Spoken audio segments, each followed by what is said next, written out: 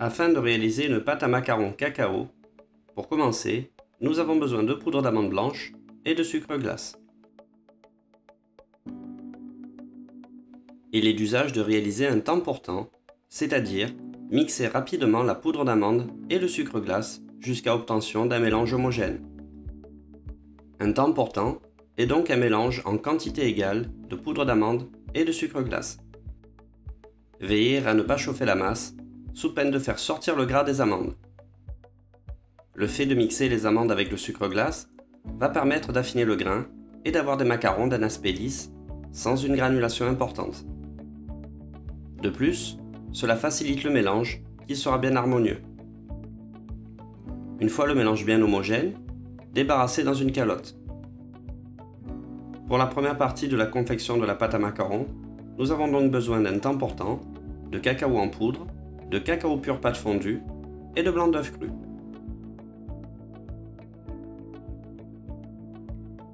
Ajoutez au temps portant les blancs d'œuf crus pour former une pâte dense.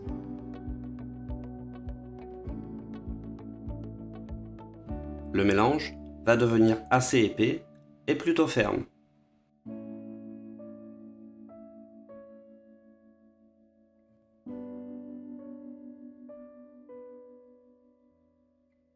Une fois la base prête, incorporez le cacao poudre et le cacao pur pâte fondue.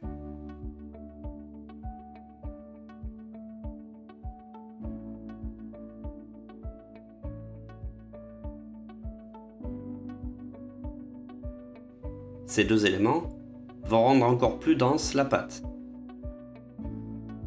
Ils vont également apporter une réelle singularité au macaron. Mélangez convenablement afin de rendre la pâte bien homogène.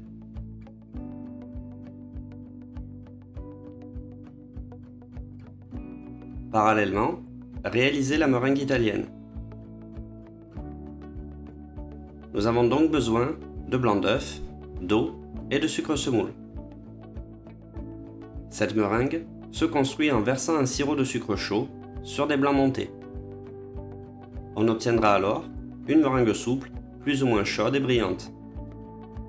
Pour commencer, disposez dans une russe l'eau et le sucre semoule. Pour réaliser la cuisson d'un sucre, il y a des précautions à prendre pour la mener à bien. Cuire dans un récipient très propre et sec. Souvent, il est préconisé un poêlon en cuivre, mais l'entretien est fastidieux. Évitez de remuer pour éviter que le sucre masse, c'est-à-dire engendrer la formation d'une masse opaque et visqueuse. Durant la cuisson, le sucre va passer par de multiples stades qui portent tous un nom, comme le petit boulet, le boulet. Toutes ces appellations correspondant à des températures bien précises que le professionnel sait identifier. Pour les températures bien précises, contrôlez la cuisson avec un thermomètre. Lorsque le sirop arrive à 110 degrés, commencez par faire monter les blancs. Il peut être envisagé de monter les blancs avec un peu de sucre semoule afin d'éviter qu'ils grainent, ceci par mesure de précaution. À la température désirée, c'est-à-dire à 121 degrés, plus précisément au boulet, arrêtez la cuisson du sucre. Versez lentement le sirop dans les blancs, soit versez-le en plusieurs fois et battre l'ensemble rapidement. Le fait de verser en plusieurs fois assure une bonne intégration du sirop qui sera bien dans les blancs et pas sur les parois de la cuve. Battre la meringue tout en la laissant refroidir.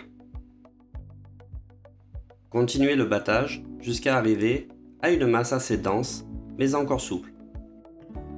Pour des macarons, la température de sortie sera entre 45 et 50 degrés afin de conserver une meringue très souple. Une fois la meringue réalisée, utilisez-la immédiatement. Une meringue retombe très rapidement, c'est la raison pour laquelle il faut toujours la réaliser au dernier moment. Détendre la masse amande avec un peu de meringue italienne.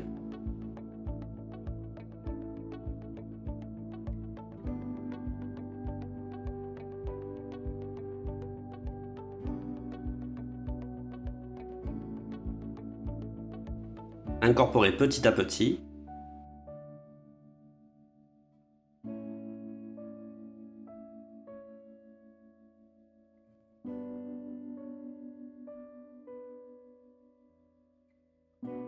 Intégrez le restant et bien macaronner.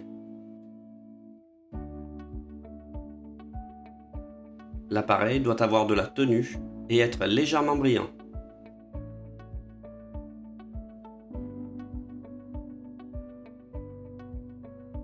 Macaronner, c'est mélanger pour casser un peu les blancs afin d'obtenir une masse assez brillante.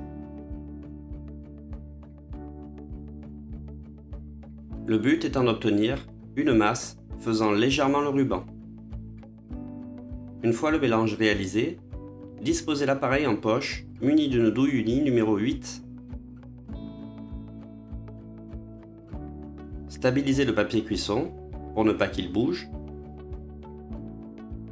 Couchez les macarons sur plaque en veillant à dresser en quinconce. Attention à bien espacer car les macarons s'étalent après dressage.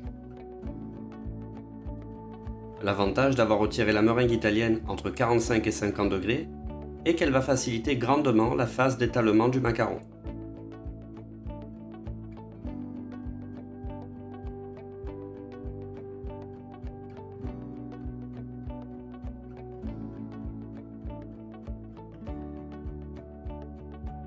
Une fois la pâte dressée, tapez légèrement la plaque afin d'égaliser les formes.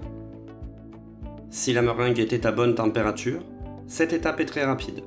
Toutefois, en fonction de la qualité du macaronnage et de la meringue, cette étape peut devenir plus complexe.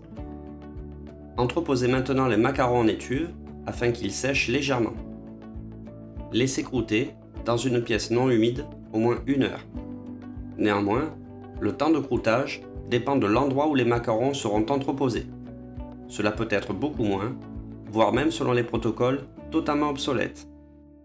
Il suffira d'avoir une résistance au niveau de la coque lors de la pression avec le doigt. À l'issue, la surface ne doit plus coller. Malgré tout, certains professionnels ignorent cette étape et les macarons sont tout à fait convenables. Enfournez à 160 degrés durant 12 à 15 minutes environ. Afin de réaliser la ganache, nous avons besoin de chocolat noir et de crème.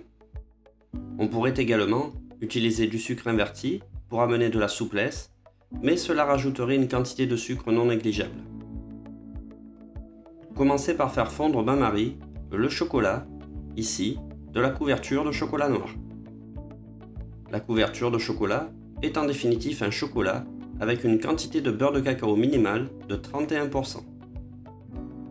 Le chocolat de couverture contient généralement moins de sucre que le chocolat classique. Et pourquoi ce nom de couverture? Tout simplement car ce chocolat est idéal pour la confiserie et l'enrobage. Sa fluidité le rend parfait pour recouvrir les bonbons d'une fine couche de chocolat. C'est la raison pour laquelle, en pâtisserie, on utilise essentiellement du chocolat de couverture pour toute préparation. Pour assurer de bonnes fontes du chocolat, il est important de commencer avec un bain-marie tiède et pas très chaud. Un bain-marie bouillant pourrait rendre épais et visqueux le chocolat, car la température trop importante pourrait directement brûler le chocolat. Il faudra également faire très attention à ne pas mettre de l'eau en contact du chocolat. En effet, l'eau est l'ennemi du chocolat. En présence d'eau, le chocolat durcit, devient épais et granuleux, et ceci est lié à la composition du chocolat qui est composé en grande partie de matière grasse, représentée par le beurre de cacao. C'est la raison pour laquelle une ganache réside en fait sur le principe de l'émulsion. Une fois le chocolat bien fondu, retirez-le du bain-marie. Parallèlement à la fonte du chocolat, chauffez de la crème. Certains professionnels utilisent du sucre inverti pour apporter de la souplesse, du moelleux et de la conservation. Néanmoins, cette pratique a tendance à s'estomper car le sucre inverti développe un pouvoir sucrant de 1,2, ce qui n'est pas négligeable en termes de sucre au sein d'une préparation. Versez lentement la moitié du mélange chaud sur le chocolat fondu.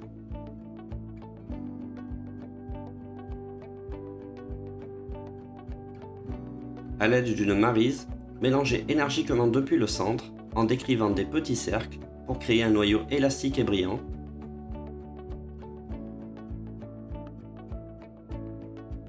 L'objectif ici est de créer une émulsion entre le chocolat et la crème grâce à une action mécanique.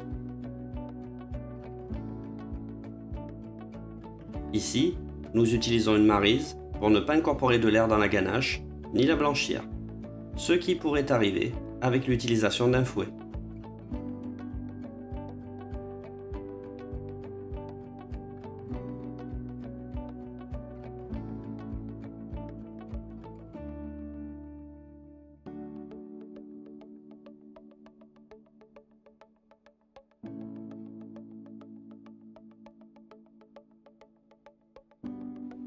Incorporez la seconde moitié et mélangez selon le même procédé.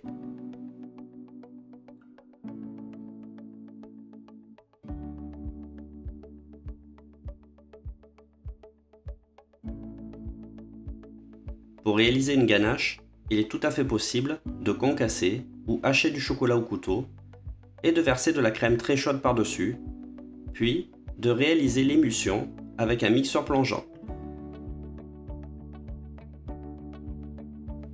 Cette technique est totalement valable et elle est d'ailleurs très répandue.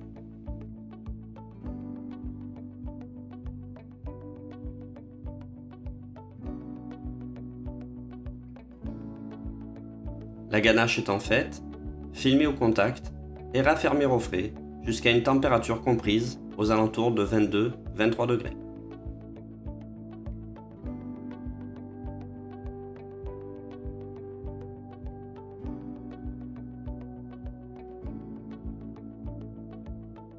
Une fois les macarons cuits et refroidis, retournez-les sur plaque. Une fois que la ganache commence à prendre, c'est-à-dire lorsqu'elle est semi-cristallisée, pochez une belle boule au centre du macaron. Refermez les macarons convenablement jusqu'à faire venir la garniture bien à ras. Les macarons pourront être idéalement dégustés quelques jours après, le temps que la mie des coques absorbe l'humidité de la ganache et soit plus moelleuse. Ils pourront être surgelés sans aucun problème.